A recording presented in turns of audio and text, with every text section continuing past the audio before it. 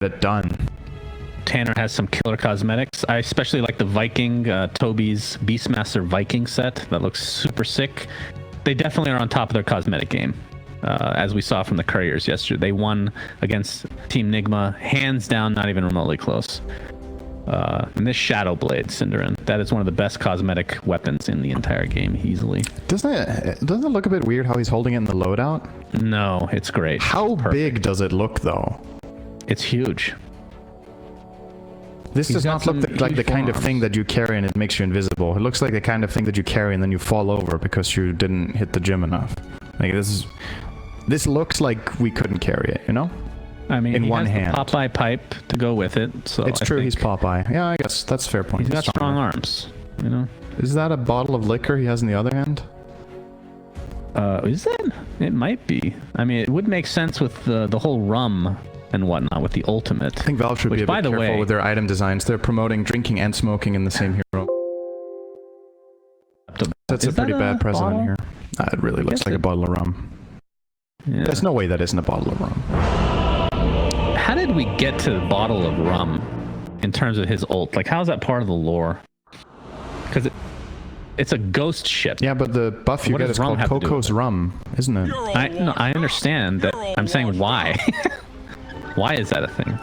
I don't know. Not that I'm complaining. It's just interesting. Maybe Icerock asked Kunkka and he was like, see, that's the question, is the history of this hero, right? So it's obviously named after the artist who made a lot of the loading screens arts for Dota originally, and even into Dota 2 has also done art for the game. And for us. Do you think Icerock asked Kunkka what kind of hero would you like to be? Or I know the story behind a hero and name it? Oh, you know it. Perfect. Then let's hear it. I talked to Kunkka about this at a TI, and he says he gets this question a lot, but Kunkka was a hero that he just named after him, essentially. Okay, so he had no influence Kunkka himself actually does not like the hero design at all, which is kind of funny. Not his type of hero, apparently. Oh, the bottle is called Aged Spirit of Tide. Ooh, so I guess he took Tidehunter, fermented him, and now he's drinking him. That's extremely morbid and kind of badass, so I like that. Sounds delicious. Tidehunter juice. Yeah, that sounds really good. Yep. Well, then again, I'm not a huge fan of watermelon, as you know, which I know is that's true. Absolutely stupid of you to not like what I like. Very stupid idiot. You don't like what I like. It looks like we will have a 2 for 2. 2 for 2, as per norm.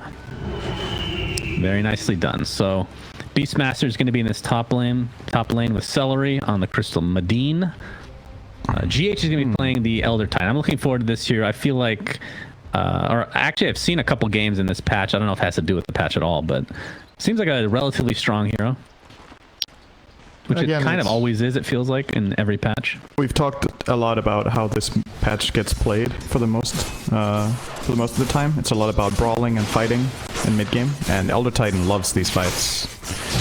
The aura is super strong, the stun is really good, and he has, obviously, the ulti is like, you don't pick Elder Titan for Earth Splitter. It almost feels like a bonus, right? You pick him for the laning stage and for the stomp.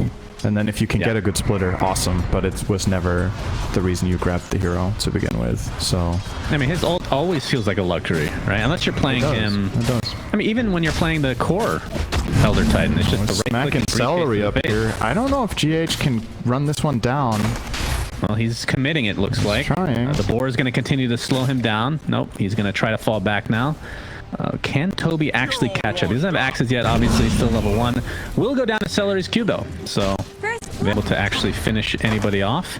Only level 1 on Rocket Barrage right now, so have to wait for that to get leveled up before looking for actual kills, most likely. These wings on Kuro look cool, by the way. Can I just say that? They're really cool. Oh, hold on, we might have a kill here. Very low. Kills are more important than cosmetics, believe it or not, as Celery does get briefcase down by GH. And Toby will have to resign to going back to his tower. So Kuro, yeah, these are like the... it's Crimson. What do they call them again? They're Crimson. Yeah, the Crimson. Yep. I didn't actually know this Crimson item existed. Oh, nice shards. Yes, that is really nice. And that is going to be a relatively easy kill then for Viking. Off to a good start in the kill department. And the CS mid is relatively even as well, which I mean, how do you rate Kunkka versus Storm? Storm has a lot of base armor, so I think he does completely fine against Kunkka. The way Kunkka usually wins his lanes is by harassing heroes down with the cleave, but since it's physical damage type, Storm's 7 base armor actually help him a lot here at not having to buy too many salves. So I think it's... Is that your play-by-play? No, it's a rewind. So we talk about it in the past tense. Alright, great kill. Kunkka, bottom of the to go off. As not Pit bad of Malice damage here. is red, he also has the Crimson thing equipped. A lot of damage, but Kuroki doesn't seem to mind. His mind control is not taking any of it himself. What if they just agreed, we're gonna pick the heroes we have the dopest shit on, and then that's gonna make us better? Isn't that how it works? The better your cosmetics, the better you are? Mind control, baited them in. Oh, the Beastmaster dies first. Mind control will die next. Shad taking extra damage, gets procced twice. That's a Tusk, by the way, back out of in for Beastmaster. Kuroki. What did I say? Just stop correcting me mid-fight, alright? People can see on the screen. For God's sake, if you're a beginner, you could easily think this guy would be called Beastmaster. He has tusks. Top. That is a very good stomp from GH. Taking the Echo Stomp, and GH will get the credit for that kill. He needs to use attack ground there, and in order to swing when he did, I think... they're gonna probably go and waste a sentry here. Yeah, that's... I'm surprised too. I definitely thought GH was on the high ground there. I could have sworn that was a fine stomp. Alright, well... There he picks up an elixir, by the way, which we'll talk about very shortly. Pit of Malice using the bot lane. Shad, who is not a pirate, by the way. This is a gyrocopter, in fact. Just happens to have a pirate ship he's equipping right now. Kuroki on the run, level 4. Shards will block him in, and the tag team should ensure that he will not get away this time around. And the credit goes to Tanner all the way from that mid lane. What a good clean boy. Oh, meanwhile, top lane, Ursa. Weehaw living on the edge, but does have a healing salve, so should be good to go now. Taking a lot of harassment from the Maiden Beastmaster, but he's still clearly out-leveling them. He's level 7. Beastmaster's still level 5. On bottom lane, Pit of Malice into an amalgamation of skills. Actually going to try to turn this around. Rocket Barrage, in addition to the Gyro ult, come out onto Mind Control. And here comes the Tusk to be able to finish him off quite easily. GH blocked in by the Shards again, trying to get up an Echo Stomp.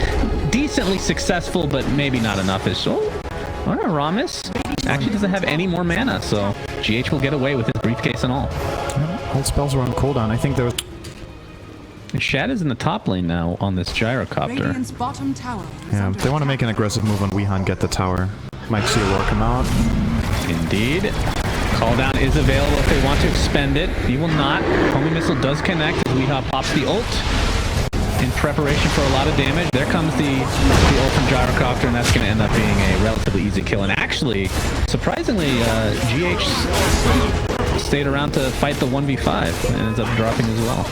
Yeah. Be a trade up tier once. His stomp was really good, and I actually think if there's some TP support there in the tower, maybe they can protect their Ursa, but Miracle didn't have mana. Mind Control's busy pushing the bottom tier 1, so he doesn't want to join. That's my guess. Could be, I think so. Kuroki is dead. And now he dies. Just a delayed call. Sorry, guys, working with a little ping issue here. Oh, they're actually trying Miracle here. Got the combo right. The boat. Torrent is available there as well. His mana is relatively low, but he has better positioning on the high ground. Pit of Malice is here as Mind Control makes his way. Tanner has the armlet, staying alive, but not long enough as Celery pops the ult, but really to no avail. And now Mind Control gets Beastmaster, but there's not a whole lot of follow-up after that because they focus on the Elder Titan instead. And now the brunt of the damage is applied to Underlord himself. Another Pit of Malice. Kuroki does have swap just in case.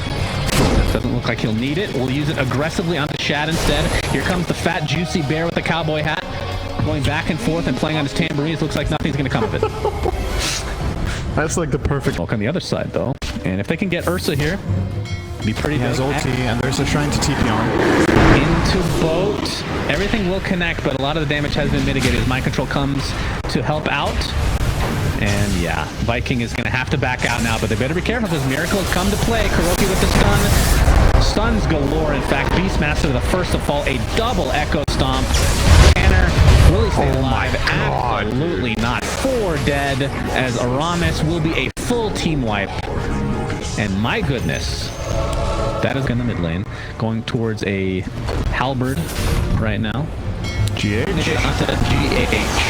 That's one of the enforcements here. Kuroki will swap. His mouse to cloud as well. GH might be getting up now. Here comes Chad. Finally able to get the off mind control. Takes more than now. Titan fights back into the game. It's going to get traded towards CN dies. But the Qualifier over Titan. They really want to find somebody else, or else this buyback was not worth it. I hear a bear chasing. Oh, if they can get Shat, this will be huge. A TP is coming. He pops his wand. Nice roar from Toby. A buyback from Crystal Maiden. Kuroki blocked out with the ice shards. Beautifully done from Viking. And maybe they can clean up now. It's Kuroki and Weehaw kind of separating from each other. The first to fall will be the Beastmaster with the bench, but Tusk is going to die now as Miracle with the ridiculous mobility, which in essence is truly Storm Spirit's forte. And to Put it on Storm. I think it's... Yeah, I would too. It's unlikely that the minus armor will matter. Oh, Miracle jumping in. Oh, nice. Snowball would have put them in harm's way. This could end up being worse for them. Miracle continuing to go onto the other side of the tower now. And focus on Sully. He's staying alive for a very long time, but will end up dropping at the end of the day. Homing missile is continuing its way towards Miracle. He's going to dodge it, and he's going to go right back in with that newly picked up Bloodstone. Aramis very low, but Miracle will finally finish him off. It seems like he has endless amounts of mana with his Bloodstone. Good lord. 4 dead in the blink of an eye. In addition to a courier, the donkey just got destroyed, Cinder. Jesus! Yeah. And the tier 1 tower will follow. Are now in and out all the time, and in the end, if you create that big of a distraction while dealing damage, the fight just plays itself in the end. So stellar Storm play in that fight. I can't really say much else. And now he has the Aegis, so it will be pretty difficult to take him out. It looks like GH is holding off to the Nether Shawl for now, by the way. Also a decent target. Miracle yeah, that's doesn't really cool have the too. slots. Sure. Well, you could drop a null, I suppose. He's going to be going for an Orchid now on a Storm Spirit, and that is a pretty scary proposition for Viking, who lose their top outpost. And it's gonna be close. Will they be able to get this in time? Oh, Storm jumps in. They do find it, but how much will it cost them? Mind control is here with that Firestorm. Boat coming in. Don't think that's gonna keep the Kunkka alive for too much longer, despite being a very good debuff, or a buff, I should say. Tanner.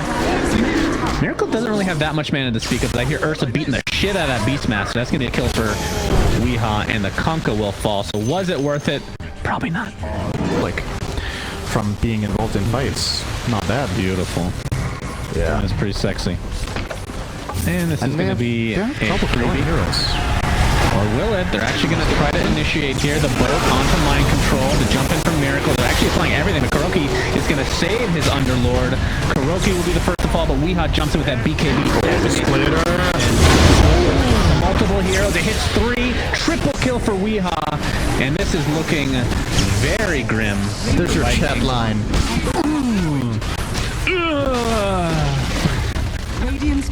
Maybe a little too sexual, actually. But the tier 3 I don't know. tower is next on the list. GG is called, so game 1 is an absolute beatdown. Wow. Well played. Okay. Well, let's see. If I'm going to give the MVP to GH. I think that his early game was so impactful and created so much space for everyone else.